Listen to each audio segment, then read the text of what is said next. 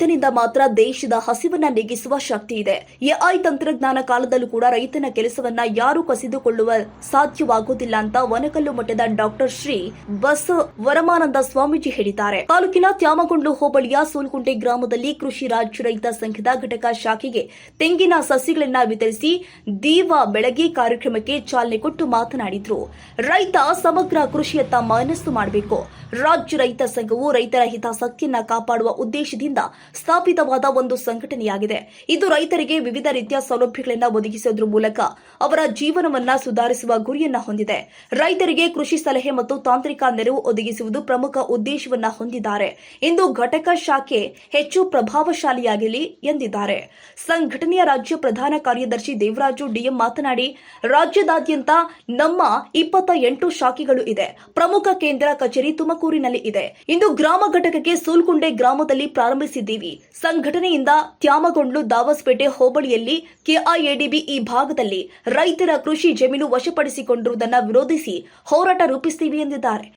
ಜಮೀನನ್ನ ತಡೆ ಹಿಡಿದು ಅಲ್ಲಿ ಒಂದು ಶಾಖಾ ಘಟಕವನ್ನು ನಾವು ಮಾಡಿದ್ವಿ. ಆ ಬೋರ್ಡ್ ಹಾಕಿದ ತಕ್ಷಣ ಮಾನ್ಯವರ ಸಚಿವರಾಗಿರುವಂಥವ್ರು ದೇವರಾಜಣ್ಣ ಅಂದ್ರೆ ಯಾರು ಕರೀರಿ ಅಂದ್ರು. ನೋಡಿ, ಹಿಂಪಡಿರಿ, ನೀವು ಆಲ್ರೆಡಿ ಮಾಡಿದ್ದೀವಿ, ಒಂದು 10% ಜಾಸ್ತಿ ಕೊಡ್ತೀವಿ ಅದು. ಅಂದರೆ ಅವ್ರು ಎಂದು ವಾಪಸ್ ಅಂತೂ ತೆಗೆಯಲ್ಲ ಅಂತ ನಾವು ಅಕ್ವೈರ್ ಆಗಿದ್ರು ಕೂಡ ಕೊಡ್ತಕ್ಕಂಥ ಹಣನ 10% ಜಾಸ್ತಿ ಮಾಡೋದು ಆಗಲ್ಲ ಅಂತೇಳಿ 150 ಜನ ನಿಂತು ಒಂದು ಸಂಘಟನೆಯಲ್ಲಿ ನಾವು ಸ್ಟ್ರೈಕ್ ಮಾಡಿದ್ದಕ್ಕೆ 20% ಜಾಸ್ತಿ ಕೊಡ್ತೀನಿ ಅಂತ. ಸೊ ಜೊತೆಗೆ ಆ ಜಮೀನು ಅಕ್ವೈರ್ ಆಗಿ ಕಳ್ಕೊಂಡ್ರೆ ರೈತ ಬೀದಿ ಪಾಲಾಗ್ತದೆ. ಬೀದಿ ಪಾಲಾಗ್ತಕ್ಕಂಥದ್ದು ನೋಡಿ, ಸರ್ಕಾರದ ಕಾನೂನಲ್ಲಿದೆ. ಪ್ರತಿ ಜಮೀನು ಕಳ್ಕೊಂಡಂಥ ವ್ಯಕ್ತಿಗೆ ಒಬ್ಬ ಸರ್ಕಾರಿ ನೌಕರಿ ಕೊಡಬೇಕು ಅಂತ ಒಂದು ರೂಲ್ಸ್ ಇದೆ. ಅದನ್ನು ಎಷ್ಟೋ ಜನಕ್ಕೆ ಗೊತ್ತಿಲ್ಲ. ಮತ್ತು ಸಂಘಟನೆಯಿಂದ ನಾವು ಪ್ರತಿಯೊಬ್ಬ ಕಡೆ ವ್ಯಕ್ತಿಗೂ ಕೂಡ ಸಿಗ್ತಕ್ಕಂಥ ಎಲ್ಲ ಸೌಲಭ್ಯನೂ ಸಿಗಬೇಕು. ಮತ್ತು ಈ ಸಂಘದಲ್ಲಿ ನಾವಿವತ್ತು ಪ್ರತಿಯೊಬ್ಬರು ಒಕ್ಕೂಟ ಮಾಡಿ ಯಾಕಪ್ಪ ಸ್ವಾಮೀಜಿಯವ್ರನ್ನ ನಾವು ನೇತೃತ್ವದಲ್ಲಿ ಕಾರ್ಯಕ್ರಮ ನಡೆಸ್ತಾ ಇದ್ದೀವಿ ಅಂದರೆ, ಈ ಕೃಷಿ ಒಬ್ಬ ರೈತ ಯಾವ ಥರ ಆದರೆ ಬೆಳಿಬೋದು, ಬೆಳೆನ ಯಾವ ಥರ ಆದರೆ ಡೆವಲಪ್ಮೆಂಟ್ ಆಗ್ಬೋದು ರೈತರಿಗೆ ಅಂತಕ್ಕಂಥದ್ದನ್ನ ಪ್ರತಿ ತಿಂಗಳು ಕೂಡ ಒಂದು ದೊಡ್ಡ ಅಜೆಂಡಾ ಇಟ್ಕೊಂಡು ಕಾರ್ಯಕ್ರಮ ರೈತರ ಜೊತೆಲಿ ಮಾಡ್ತಾ ಇದ್ದೀನಿ.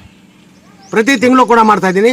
ಅದನ್ನು ಇವತ್ತು ದೊಡ್ಡ ಮಟ್ಟದ ಒಂದು ಸಂಘಟನೆಯಲ್ಲಿ ಇವತ್ತು ಸುಮಾರು ವಿಚಾರಗಳ ಹಿರಿಯರು ತಿಳಿಸ್ಬೇಕು ಅಂತ ಇವತ್ತು ತುಂಬ ಕಾತರದಿಂದ ನಾವು ಕೇಳಬೇಕು ಅಂತ ಕಾದಿದ್ದೀವಿ.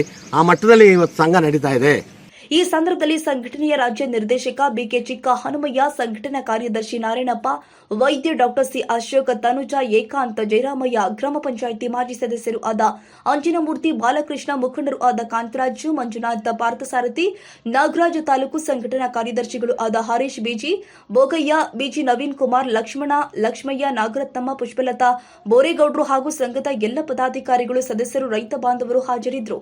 ನಮ್ಮ ಸಂಘಟನೆ ಸಾಮೂಹಿಕ ನಾಯಕತ್ವದಲ್ಲಿ ನಡೆಯುತ್ತೆ.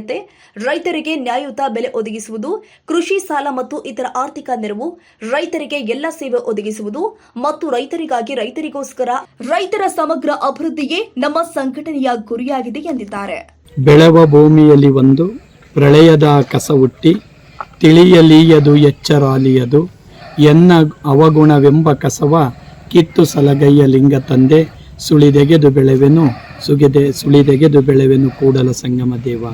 ಇವತ್ತು ರೈತರೆಲ್ಲರೂ ಒಟ್ಟಿಗೆ ಸೇರಿ ಸಂಘಟನೆಯನ್ನು ಮಾಡುವುದರ ಮೂಲಕವಾಗಿ ಇಡೀ ರಾಜ್ಯ ರಾಷ್ಟ್ರಕ್ಕೆ ಅನ್ನವನ್ನು ಕೊಡುವಂತಹ ಭಾರತದ ಬೆನ್ನೆಲುಬು ರೈತ ಒಬ್ಬ ಮುನಿಸಿಕೊಂಡ್ರೆ ಇಡೀ ಜಗತ್ತಿನ ಆಟ ನಡೆಯುವುದಿಲ್ಲ ಅನ್ನುವಂಥದ್ದನ್ನು ಸರ್ವಜ್ಞನೂ ಸಹ ಹೇಳ್ತಾನೆ.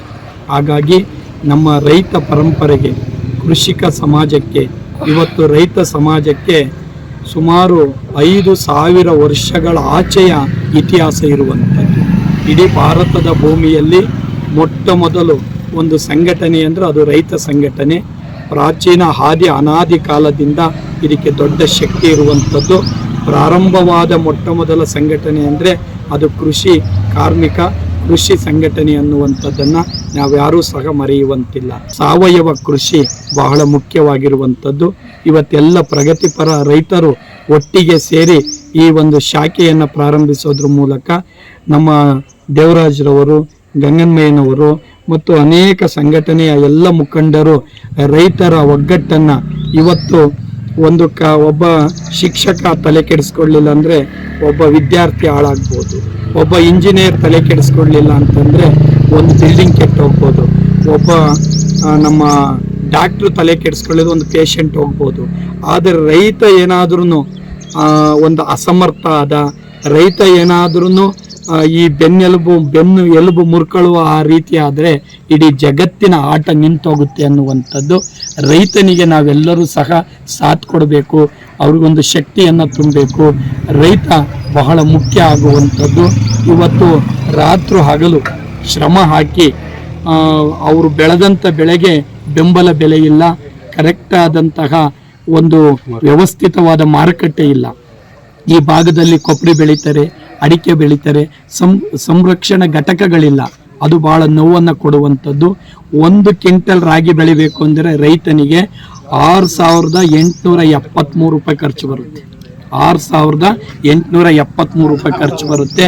ಆದರೆ ಅದು ಇವತ್ತು 4,800 ಚಿಲ್ಲರ, ಒಟ್ಟು 5,000 ರೂಪಾಯಿಯನ್ನು ನಮ್ಮ APMCಯಿಂದ ಕೊಡುವಂಥದ್ದಾಗಿದೆ. ಮುಂದಿನ ದಿನಗಳಲ್ಲಿ 6,872-73 ರೂಪಾಯಿಯನ್ನು ರೈತರಿಗೆ ಸರ್ಕಾರ ಕೊಡಬೇಕು ಅನ್ನುವಂಥದ್ದು ನಮ್ಮೆಲ್ಲರ ಒತ್ತಾಸೆ ಇರುವಂಥದ್ದು. ಇವತ್ತು ಕೊಬ್ಬರಿ ಬೆಲೆ 32,500-33 ಸಾವಿರ ಆಗಿದೆ. ಮತ್ತು ಅಡಿಕೆ ಇದೆ. ಈ ಒಳ್ಳೆ ಬೆಳೆ ಬಂದಾಗ ರೈತರ ಹತ್ರ ಬಂದಾಗಲೇ ಬೆಳೆ ಕಡಿಮೆ ಆಗುತ್ತೆ. ಎಲ್ಲದನ್ನು ಸಹ ಸಂಗ್ರಹಿಸಿಟ್ಟಿರ್ತಾರೆ.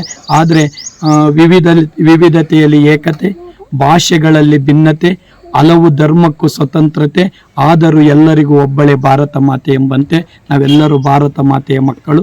ನಾವು ನಮ್ಮ ಕೃಷಿ ರಾಜ್ಯ ರೈತ ಸಂಘದಿಂದ ಮುಂದಿನ ದಿನಗಳಲ್ಲಿ ಯಾವುದೇ ರೀತಿ ಏನೇ ವಿಚಾರ ಇದ್ರೂ ನಾವು ಅವ್ರ ಬೆನ್ನೆಲುಬಾಗಿ ನಿಂತ್ಕೊಂಡು ನಾವು ಕೃಷಿ ರಾಜ್ಯ ರೈತ ಸಂಘದ ಸಹಾಯದೊಂದಿಗೆ ಮತ್ತು ನಮ್ಮ ರಾಜ್ಯಾಧ್ಯಕ್ಷರು ಮತ್ತು ನಮ್ಮ ಪ್ರಧಾನ ಕಾರ್ಯದರ್ಶಿಗಳ ಮಾರ್ಗದರ್ಶನದೊಂದಿಗೆ ನಾವು ಯಾವಾಗಲೂ ಸಹ ನಮಗೆ ಅನ್ನ ನೀಡುವಂಥ ಅನ್ನದಾತರು ನಮ್ಮ ರೈತರು ಅವ್ರ ಪರವಾಗಿ ನಾವು ಬೆನ್ನೆಲುಬಾಗಿ ಸದಾ ನಿಂತ್ಕೊಂಡು ಅವ್ರ ಸೇವೆ ಮಾಡೋದಕ್ಕೆ ಸಿದ್ಧರಾಗಿರ್ತೀವಿ ಅಂತ ಹೇಳ್ತಾ ಈ ಸಂದರ್ಭದಲ್ಲಿ ನಾನು ಎಲ್ಲರಿಗೂ ಸಹ ಶುಭವನ್ನು ಕೋರ್ತಾ